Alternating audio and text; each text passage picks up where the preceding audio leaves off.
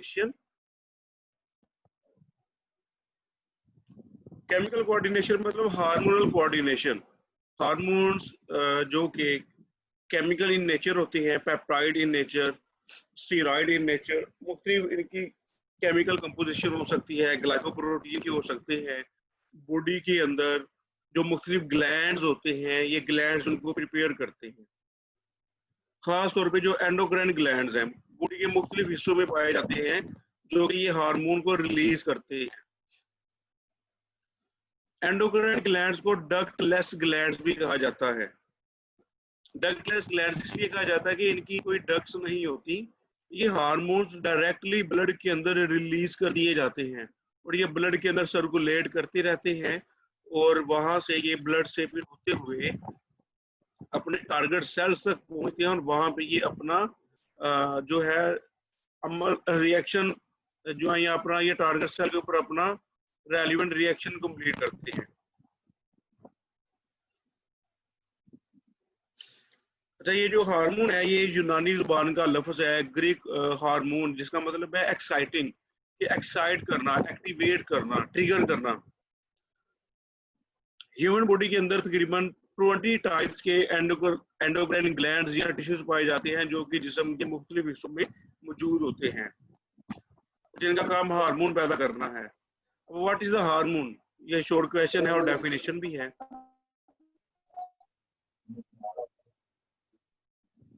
Hormones are organic compounds of varying structural complexity. Hormone जो है ये केमिकल कंपाउंड्स है जिनका स्ट्रक्चर डिफरेंट होगा, स्ट्रक्चर के लिहाज से ये वेरिएबल होते हैं और ये जो है ये डायरेक्टली ब्लड के अंदर रिलीज किए जाते हैं और ब्लड से ये होते हुए अपने टारगेट सेल्स तक आते हैं। जैसे कि थायराइड हार्मोन, गले के अंदर जो थायराइड ग्लैंड है वहां से ये पैदा होता है थायरोक्सिन, और ये पूरी बॉडी के तमाम सेल्स के ऊपर एक्ट करता है। अच्छा, हार्मोन की एक खूबी ये भी होती है कि they don't initiate new biochemical reaction, ये खुद से कोई नया बायोकेमिकल रिएक्शन स्टार्ट नहीं करवाते, बल्कि पहले से मौजूद जो सेल्स के अंदर बायोकेमिकल रिएक्शंस हो रहे होते हैं ये उनको एक्टिवेट करती हैं। पहले से मौजूद सेल्स के अंदर जो एंजाइमेटिक रिएक्शंस हो रहे होते हैं, केमिकल रिएक्शन हो रहे होते हैं, ये उनको एक्टिवेट करते हैं, उनको एक्सेलरेट करते हैं। उसके अलावा ये पहले से मौजूद केमिकल रिएक्शन को रोक भी सकते हैं। They also can inhibit a function. उसके अलावा ये जो हार्मोन्स हैं ये बॉडी के अंदर कुछ लॉन्ग टर्म चेंजेस को भी कंट्रोल करते हैं, जैसा कि ग्रोथ, इंसानी जिस्म की जो नशोनुमा है, उसके अलावा जो मेटाबॉलिक एक्टिविटी है या सेक्सुअल मैच्योरिटी है, ये तमाम जो प्रोसेस है क्योंकि अंडर द हार्मोनल कंट्रोल होते हैं और ये लॉन्ग टर्म प्रोसेस है, ये सारे के सारे जो है ये बॉडी को एक बड़े इंटीग्रेटेड मैनर के साथ ये कंट्रोल कर रहे होते हैं। अच्छा, केमिकली हार्मोन्स की क्लासिफिकेशन की जाती है। There are 4 types. ये शॉर्ट क्वेश्चन है, define the hormone into or how much types of hormones. Chemically there are 4 types. पहली टाइप इसके अंदर प्रोटीन है, जैसा कि इंसुलिन और ग्लूकागोन। सेकंड टाइप जो है वो है अमाइनो एसिड्स हो सकती है या डेरिवेटिव, जैसा कि थायरोक्सिन, एपिनेफ्रिन एंड नोरेपिनेफ्रिन। ये तीनों हार्मोन्स अमाइनो एसिड्स के डेरिवेटिव हैं। थर्ड टाइप जिसकी क्लासिफिकेशन में आती है वो है पॉलीपेप्टाइड। नाम से ही पता चल रहा है लॉन्ग प्रोटीन, जैसा कि वेसोप्रेसिन या एंटी डायूरेटिक हार्मोन और ऑक्सीटोसिन, ये दोनों हार्मोन लॉन्ग प्रोटीन है जो बॉडी के अंदर मौजूद होती हैं। फोर्थ क्लासिफिकेशन में है स्टेरॉइड्स, जैसा कि एस्ट्रोजन, टेस्टोस्टेरोन और कोर्टिसोन। ये तीनों हार्मोन स्टेरॉइड्स हैं जो सेक्सुअल मैच्योरिटी और सेक्सुअल फंक्शनिंग को कंट्रोल करते हैं। लिहाजा ये 4 हार्मोन्स हैं, इनकी केमिकल नेचर डिफरेंट है, इनके मोड ऑफ एक्शन डिफरेंट है, इनके रिसेप्टर सेल्स के टारगेट डिफरेंट हैं, इनके जो केमिकल पाथवेज हैं वो डिफरेंट हैं। लिहाजा इसी वजह से इनको क्लासिफाई किया गया है डिफरेंट ग्रुप्स के अंदर। ह्यूमन के अंदर खासतौर पे मैमल्स में जो एंडोक्राइन ग्लैंड्स हैं उनकी लोकेशन और उनके फंक्शंस को हम वन बाय वन डिस्कस करेंगे। सबसे पहले हम डिस्कस करेंगे हाइपोथैलेमस। हमने गुज़श्ता लेक्चर्स के अंदर ये डिस्कस किया था कि हाइपोथैलेमस जो है ये ब्रेन का पार्ट होता है, लेकिन ये ब्रेन का पार्ट होने के साथ साथ ये एंडोक्राइन का फंक्शन भी परफॉर्म करता है। ये ड्यूल इन नेचर है। हाइपोथैलेमस ब्रेन फोर ब्रेन का भी पार्ट है और साथ साथ ये एंडोक्राइन इन नेचर भी है। ये बहुत से सेंसरी स्टिमुलस नर्वस सिस्टम से रिसीव करता है और इनको हार्मोनल रिस्पॉन्स में प्रोड्यूस करता है। ये बिलीव किया जाता है जो दो हार्मोन है oxytocin and anti diuretic hormone. Oxytocin जो फीमेल के अंदर रिलीज होता है और एंटी डायूरेटिक हार्मोन जो कि मेल और फीमेल दोनों में प्रोड्यूस होता है और जो कि यूरिन की कंसंट्रेशन को कंट्रोल करता है। ये दोनों हार्मोन हाइपोथैलेमस में ही प्रोड्यूस होते हैं। खास किस्म की वहां पे नर्व एंडिंग होती है, वहां से प्रोड्यूस होते हैं। जो नर्व एंडिंग है पिट्यूटरी ग्लैंड की नर्व एंडिंग होती है, वहां से प्रोड्यूस होते हैं, ये स्टोर होते हैं और बाद में जब ये जरूरत आने पे ये वहां से रिलीज हो जाते हैं। हाइपोथैलेमस से जैसे ही को सिग्नल मिलता है तो वो ये स्टोरेज एंडिंग से रिलीज हो जाते हैं। ये डायग्राम में आप देख सकते हैं कुछ इस तरह से। हाइपोथैलेमस के अंदर न्यूरोसेक्रेटरी सेल्स होते हैं, ये इनके स्वोलन पार्ट है, न्यूरोसेक्रेटरी सेल्स हैं। वहां से ऑक्सीटोसिन और एंटी डायूरेटिक हार्मोन वहां से रिलीज होते हैं और उसके बाद ये आ जाते हैं वहां पे posterior lobe of the pituitary gland. ये पोस्टीरियर लोब नीचे की तरफ जो नजर आ रही है, ये इसमें स्टोर कर दिए जाते हैं। यहाँ पे कुछ खास कैपिलरी बेड होता है, वहां पे ये स्टोर कर दिए जाते हैं। और जैसे ही इसे कुछ सिग्नल रिलीज होता है हाइपोथैलेमस से, जब बॉडी को जरूरत होती है तो बॉडी को जरूरत आने पे यहाँ से एडीएच एंटी डायूरेटिक हार्मोन और ऑक्सीटोसिन यहाँ से ब्लड के अंदर डायरेक्टली रिलीज कर दिए जाते हैं।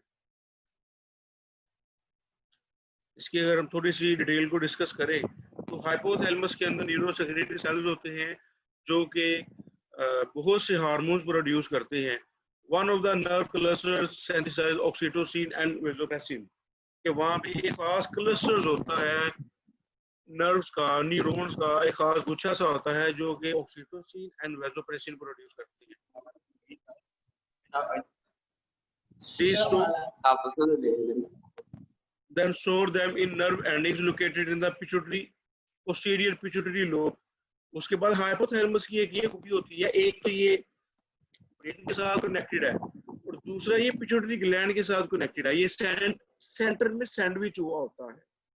जैसे ही हार्मोन्स प्रोड्यूस होते हैं हाइपोथैलेमस में, वो प्रोड्यूस होने के बाद स्टोर कर दिए जाते हैं पोस्टीरियर पिट्यूटरी लोब के अंदर और वहां पर ये स्टोर कर दिए जाते हैं। और जब ब्रेन से को प्रॉपर स्टिमुलस मिलता है और ये दोनों हार्मोन ऑक्सीटोसिन और वेसोप्रेसिन पोस्टीरियर पिट्यूटरी से ब्लड सप्लाई के अंदर डायरेक्टली रिलीज कर दिए जाते हैं। उसके अलावा हाइपोथैलेमस के दूसरे नर्व क्लस्टर्स होते हैं जो कि बहुत सी टाइप्स के दूसरे हार्मोन प्रोड्यूस करते हैं जो कि या तो रिलीजिंग इन नेचर होते हैं या इनहिबिटिंग होते हैं। रिलीजिंग और इनहिबिटिंग फैक्टर, कुछ हार्मोन कहलाते हैं रिलीजिंग फैक्टर, कुछ हार्मोन कहलाते हैं इनहिबिटिंग फैक्टर्स। और ये बॉडी में जितने भी दूसरे हार्मोन है जैसे कि थायराइड, पैंक्रियास, एड्रीनल, गोनेड्स, ये इन तमाम हार्मोन्स को जाके ये या तो एक्टिवेट करते हैं या रोकते हैं। जैसा कि थायराइड रिलीजिंग फैक्टर हाइपोथैलेमस से प्रोड्यूस होता है और ये जाके वहां पे थायराइड ग्लैंड के ऊपर एक्ट करता है और थायराइड ग्लैंड को एक्टिवेट करता है और वहां से थायराइड हार्मोन प्रोड्यूस होता है, थायरॉक्सिन प्रोड्यूस होती है। इसी तरह से थायराइड इनहिबिटिंग फैक्टर, अगर ब्लड लेवल इंक्रीज हो चुका हो थायराइड हार्मोन का तो हाइपोथैलेमस डिटेक्ट करता है कि बॉडी के अंदर पहले से ही थायराइड हार्मोन बहुत ज्यादा है, तो ये उस हाई थायरॉक्सिन लेवल जो है ये हाइपोथैलेमस के ऊपर जाके एक्ट करता है और वहां से inhibitory hormone thyroid inhibitory hormone release होता है और जाके डायरेक्टली वो बॉडी के अंदर थायराइड ग्लैंड के ऊपर एक्ट करता है और थायराइड ग्लैंड को काम करने से रोकता है और वो बताता है कि ब्लड के अंदर पहले से ही थायरॉक्सिन लेवल ज्यादा है, लिहाजा मजीद थायरॉक्सिन की जरूरत नहीं है और उस थायरॉक्सिन की प्रोडक्शन को कम कर दिया जाता है। लिहाजा हाइपोथैलेमस में दो तरह के हार्मोन्स और भी पैदा होते हैं, एक है रिलीजिंग फैक्टर और दूसरे इनहिबिटिंग फैक्टर। इसी वजह से इनको ट्रोपिक हार्मोन्स या इनहिबिटिंग हार्मोन कहते हैं। उसके अलावा ग्रोथ हार्मोन, प्रोलैक्टिन हार्मोन भी ये पिट्यूटरी ग्लैंड से प्रोड्यूस होते हैं। अब हम डिस्कस करेंगे पिट्यूटरी ग्लैंड को हाइपोथैलेमस के अलावा। हाइपोथैलेमस के साथ नीचे की तरफ एक छोटी सी स्टॉक निकलती है जिसको हम कहते हैं इनफुंडिबुलम। पिट्यूटरी ग्लैंड इस खास छोटी सी स्टॉक की मदद से, इनफुंडिबुलम की मदद से, ये हाइपोथैलेमस के साथ अटैच होता है। हाइपोथैलेमस का जो साइज है ये ओवल शेप होता है। तकरीबन 0.5 ग्राम इसका वेट होता है अडल्ट के अंदर। और इसकी भी 3 लोब्स होती हैं, एंटीरियर, मीडियन एंड पोस्टीरियर। एक सामने वाली लोब, एक दरमियानी लोब और एक पीछे वाली लोब। जो इसकी एंटीरियर लोब है ये मास्टर ग्लैंड भी कहलाता है, क्योंकि because in addition to producing primary hormones, ये बुनियादी हार्मोन्स पैदा करने के साथ साथ कुछ ट्रोपिक हार्मोन्स भी पैदा करता है। ट्रोपिक हार्मोन्स जो कि प्राइमरी हार्मोन्स होते हैं, बेसिक हार्मोन्स होते हैं, जो कि बॉडी में जाके दूसरे ग्लैंड्स के ऊपर भी काम करते हैं। ये शॉर्ट क्वेश्चन भी आ सकता है एग्जाम में, why the pituitary gland is also called as master gland. तो आप इसका आंसर देंगे because the anterior lobe of the pituitary gland act as a master gland as it produces the tropic hormone which controls the secretion of other endocrine glands in the body। क्योंकि ये human body के अंदर दूसरे glands की endocrine secretion को भी control करता है, लिहाजा एक आका की हैसियत रखता है ये बॉडी में। बॉडी के जितने भी दूसरे ग्लैंड्स हैं तो एक आका की हैसियत होने की वजह से ये उन सबको भी कंट्रोल करता है।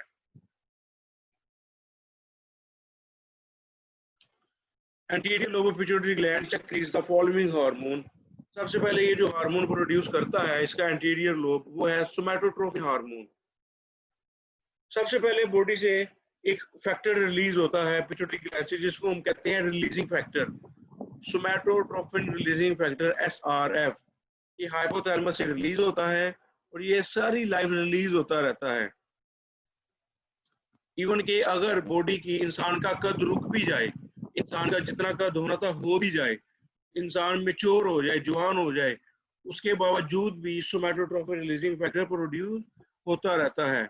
और क्योंकि ये बॉडी में प्रोटीन की मेंटेनेंस करता है, साथ साथ जो पुरानी प्रोटीन बनी होती है वो खत्म होती रहती हैं और उसकी जगह नई प्रोटीन्स बनती रहती हैं, लिहाजा सोमैटोट्रोपिन हार्मोन का फंक्शन कभी भी खत्म नहीं होता। लेकिन ये बचपन में ज्यादा पैदा होता है और जवान होने के बाद, अर्ली एज के बाद ये कम पैदा होता है। अगर ये अर्ली एज में बहुत ज्यादा पैदा हो जाए तो इसकी वजह से बॉडी में एक एबनॉर्मेलिटी पैदा होती है जिसको हम कहते हैं गाइगेंटिज्म। और गाइगेंटिज्म में क्या होता है, बहुत ज्यादा कद बढ़ जाता है बच्चे का या उस बंदे का, हाथ पांव बड़े हो जाते हैं, सर थोड़ा बड़ा हो जाता है, लिम्स उसके फूल जाते हैं। तो बहुत ज्यादा कद होने की वजह से उसकी बॉडी उस तरह से प्रॉपर फंक्शन नहीं कर पाती और ऐसे इंसान की एज भी तकरीबन कम होती है, वो 30-35 साल की उम्र में ही फोत हो जाता है। इसके हाथ पांव जबरे बड़े होते हैं और हाथों का बड़ा होना, पैरों का बड़ा होना, जबरों का बढ़ जाना, इसको हम कहते हैं एक्रोमिगैले। ये शॉर्ट क्वेश्चन भी है, डिफाइन द एक्रोमिगैले। एक्रोमिगैले एक ऐसी कंडीशन है कि जिसमें हाथ और पांव का साइज बढ़ जाता है। लेकिन अर्ली एजेस में अगर सोमैटोट्रोपिन हार्मोन की प्रोडक्शन कम हो जाए तो इसकी वजह से कद छोटा रह सकता है, जिसको कहते हैं डवार्फिज्म। डवार्फिज्म जो है इसके साथ साथ और भी ज्यादा जो है और भी कंडीशंस लिंक होती हैं, जैसा कि थायराइड ग्लैंड भी काम नहीं करता, एड्रिनल हार्मोन की सिक्रेशन कम हो सकती है, लिहाजा ये एक कॉम्बिनेशन में डेफिशिएंसीज पैदा होती हैं बॉडी के अंदर, जिसकी वजह से ये जो डवार्फिज्म की कंडीशन प्रोड्यूस होती है। इसके अलावा जो सेकंड हार्मोन है जो एंटीरियर लोब पिट्यूटरी ग्लैंड का प्रोड्यूस करता है वो है thyroid stimulating factor. Pituitary gland असल में स्टोर करता है, ये हार्मोन रिलीजिंग फैक्टर प्रोड्यूस होता है हाइपोथैलेमस में। वहां पे प्रोड्यूस होने के बाद ये वक्ती तौर पे स्टोर किया जाता है पिट्यूटरी ग्लैंड में, वहां से फिर उसके बाद ये ट्रेवल करता है बॉडी के अंदर।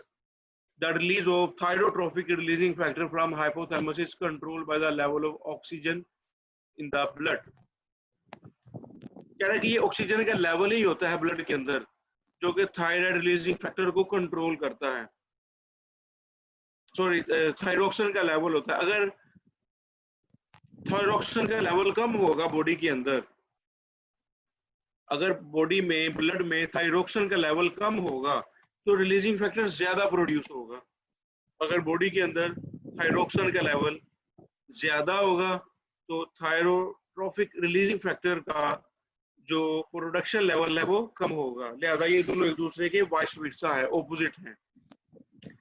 थायरोट्रोफिक रिलीजिंग फैक्टर भी सारी लाइफ प्रोड्यूस होता रहता है, लेकिन ये अर्ली डेवलपमेंट और ग्रोथ के डेज में, जैसा कि बचपन में डेवलपमेंट के प्रोसेस के दौरान जब कद काट बढ़ रहा होता है तब इसकी ग्रोथ ज्यादा होती है, तो तब इसकी प्रोडक्शन भी ज्यादा होती है।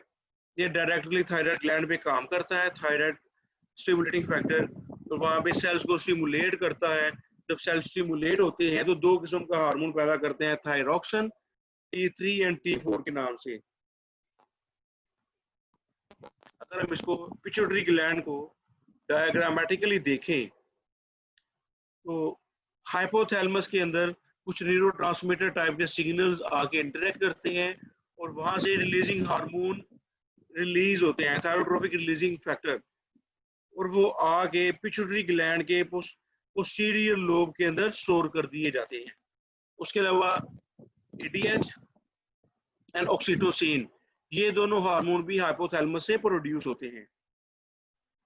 अब पिट्यूटरी ग्लैंड कौन कौन से हार्मोन प्रोड्यूस करता है? पिट्यूटरी ग्लैंड सबसे पहले प्रोड्यूस करेगा, एक तो हमने पढ़ा था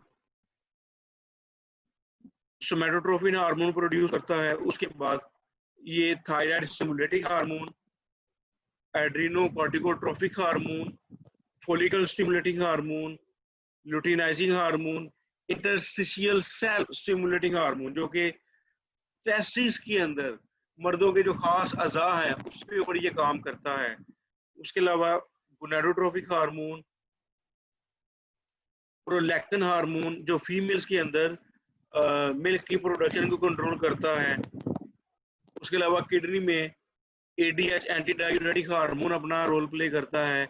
ऑक्सीटोसिन हार्मोन फीमेल में यूट्रस पे काम करता है।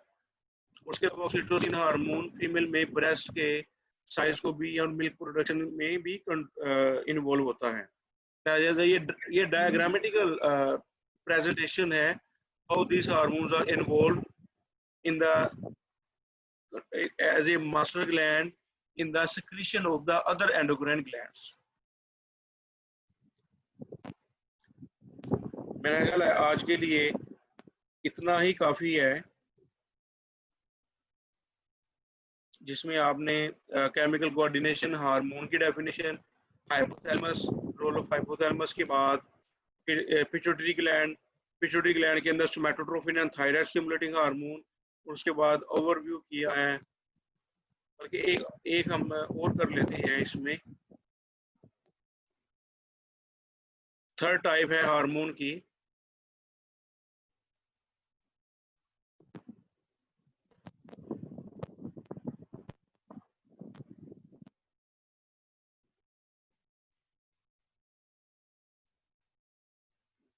एड्रीनोकॉर्टिकोट्रोफिक हार्मोन। जैसा कि नाम से इसके पता चल रहा है, एड्रीनल ग्लैंड को एक्टिवेट करने वाला हार्मोन, कॉर्टिकोट्रोफिक हार्मोन भी कहते हैं। सबसे पहले हाइपोथैलेमस से रिलीजिंग फैक्टर का सिग्नल रिलीज होता है, release of corticotrophic and releasing factor from hypothalamus release होता है, इज कंट्रोल्ड बाय सीरेट level in the blood. Blood के अंदर जितना सीरेट लेवल ज्यादा होगा उतनी इसकी प्रोडक्शन कम होगी। ब्लड के अंदर जितना सीरेट लेवल कम होगा ACTH की उतनी प्रोडक्शन ज्यादा होगी। उसके अलावा बॉडी के अंदर जो मुख्तलिफ सिग्नल डिटेक्ट होते हैं, जैसे कि सर्दी, गर्मी, पेन, या जो है फाइट या कोई इन्फेक्शन होता है, तो इनके रेस्पॉन्स में भी कॉर्टिकोट्रोपिक हार्मोन की प्रोडक्शन ज्यादा होती है। इसके अलावा अगर इसकी प्रोडक्शन कम हो जाए या ज्यादा हो जाए, इनकी प्रोडक्शन कम और ज्यादा होने की वजह से भी बॉडी में मुख्तलिफ प्रॉब्लम पैदा हो सकती है। फोर्थ टाइप है जी, जो anterior lobe pituitary gland produce करता है गोनाडोट्रोपिक हार्मोन। जैसा कि नाम से पता चलता है गोनाडोट्रोपिक, गोनेड्स के ऊपर जो काम करे। गोनेड्स कहते हैं टेस्टिस एंड ओवरीज को। फीमेल्स के अंदर ओवरीज और मेल्स के अंदर testis. These are follicle stimulating hormone. इनके अंदर छोटे छोटे फॉलिकल्स होते हैं, टेस्टिस के अंदर भी और ओवरीज के अंदर भी। ये फॉलिकल्स ही एग्स और स्पर्म सेल्स बनाते हैं, लिहाजा इसी वजह से उनको फॉलिकल स्टिमुलेटिंग हार्मोन भी कहा जाता है, या इनको लुटिनाइजिंग हार्मोन भी कहा जाता है, या मेल के अंदर इसका दूसरा नाम है interstitial cell stimulating hormone, ICSH। सारे के सारे ये गोनाडोट्रोपिक हार्मोन कहलाएंगे। या फिर इन एक हार्मोन है प्रोलैक्टिन, समटाइम इसको लिटोट्रोपिक हार्मोन भी कहा जाता है। फॉलिकल स्टिमुलेटिंग हार्मोन या लुटिनाइजिंग हार्मोन या इंटरस्टिशियल स्टिमुलेटिंग हार्मोन, ये सारे के सारे हाइपोथैलेमस रिलीजिंग फैक्टर से की वजह से रिलीज होते हैं। हाइपोथैलेमस में सिग्नल डिटेक्ट होता है और उसकी वजह से ये वहां से सिग्नल जो है वो सिग्नल मॉडिफाई होता है और वो सिग्नल भेजता है कि यहाँ से हार्मोन पैदा किए जाए। प्रोलैक्टिन जो है ये मुसलसल प्रोड्यूस होता है पिट्यूटरी ग्लैंड से, और पिट्यूटरी ग्लैंड से, और ये इनहिबिट होता है with the help of prolactin inhibiting factor. अगर बॉडी के अंदर बहुत ज्यादा प्रोलैक्टिन का लेवल है तो इनहिबिटिंग फैक्टर वहां से रिलीज होगा और इसकी प्रोडक्शन को कम करेगा हाइपोथैलेमस की बेस पर। प्रोलैक्टिन का काम, जैसे कि अभी मैंने आप लोगों को बताया, prolactin stimulates the milk production in females and also acts as a luteinising hormone. उसके अलावा follicle stimulating hormone in female stimulate the follicle development. Females के अंदर ओवरीज के अंदर फॉलिकल डेवलपमेंट होता है, तो वहां पे ये मेच्योर होने के बाद वहां पे एग सेल्स बनते हैं, उनको एग सेल्स को मेच्योर करने में मदद देता है। जब एग सेल्स मेच्योर होती हैं और वहां से ओवरी से ये एस्ट्रोजन को भी प्रोड्यूस करवाता है। फॉलिकल स्टिमुलेटिंग हार्मोन दो तरह के काम कर रहा है। एक तो ये ओवरीज को मेच्योर करने में मदद दे रहा है, एग सेल्स मेच्योर होती हैं और साथ साथ वहां से एस्ट्रोजन लेवल भी रिलीज होता है। जबकि मेल्स के अंदर ओवरीज तो नहीं होती, मेल्स के अंदर टेस्टिस के अंदर खास ट्यूब्स होती हैं, वहां पे खास किस्म की एपिथेलियल सेल्स होते हैं जिनको हम कहते हैं germinal epithelial cells. Germinal epithelial cells के ऊपर फॉलिकल स्टिमुलेटिंग हार्मोन जाके काम करता है और वहां पे स्पर्म सेल्स की प्रोडक्शन को तेज करता है। और लुटिनाइजिंग हार्मोन जो है ये फीमेल्स के अंदर फॉलिकल स्टिमुलेटिंग हार्मोन के साथ मिलकर काम करता है और एग्स को रिलीज करवाने में मदद देता है, लुटिनाइजिंग हार्मोन। उसके अलावा जब वहां से एग रिलीज होता है तो वहां पे जो एग रिलीज होने की जगह पे वहां पे जो पीछे जो स्पेस बचती है उसको हम कहते हैं कॉर्पस लुटियम। तो कॉर्पस लुटियम को मेंटेन करता है, क्योंकि कॉर्पस लुटियम जो है वो प्रोजेस्टेरोन हार्मोन पैदा करता है। कैसी बात है कि एक ही हार्मोन के अंदर अंडर कितने ज्यादा फंक्शन कंट्रोल हो रहे होते हैं कि एक्स को मेच्योर करवाना, एक्स को मेच्योर करवाने के बाद एक्स को रिलीज करवाना, वहां से एस्ट्रोजन की प्रोडक्शन करवाना। जब एग्स रिलीज हो जाता है पीछे एक नया ग्लैंड बनता है जिसको कार्पस लुटियम कहते हैं, और कार्पस लुटियम जो है वो प्रोजेस्टेरोन को प्रोड्यूस करता है। तो बहुत ज्यादा ये इंटीग्रेटेड मैनर्स में हार्मोन्स एक दूसरे के साथ मिलके काम कर रहे होते हैं। पर्पस यही होता है कि बॉडी को रेगुलेट करना, बॉडी के मुख्य फंक्शंस को कोऑर्डिनेट करना। और उसके अलावा इंटरस्टिशियल सेल्स मेल के अंदर टेस्टोस्टेरोन प्रोडक्शन की प्रोडक्शन को भी कंट्रोल करता है। यहाँ तक हम आज का लेक्चर क्लोज करते हैं और यहाँ तक काफ़ी है। इंशाल्लाह ताला हम मीडियन लोब और पोस्टीरियर लोब को डिस्कस करेंगे। इस सेशन में से किसी ने कोई क्वेश्चन पूछना हो तो वो डिस्कस कर सकते हैं।